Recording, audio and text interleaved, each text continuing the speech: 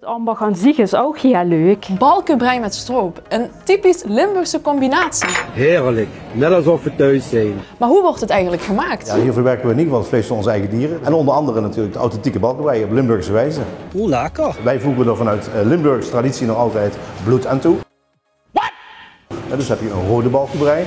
En ga je buiten de provincie, dan kom je al snel in het gebied waar ze grijze balkenbrei maken. Het proces aan zich is heel simpel, maar je moet wel even weten wie alles functioneert. We doen ook allebei voor ons werk het heel anders. Maar het is leuk om daarneven dan met een hengebiedje bezig te zijn.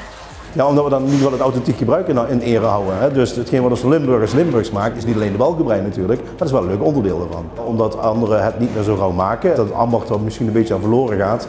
Maar ja, het aantal slagers neemt ook niet toe, dus het zal er ook zeker mee te maken hebben.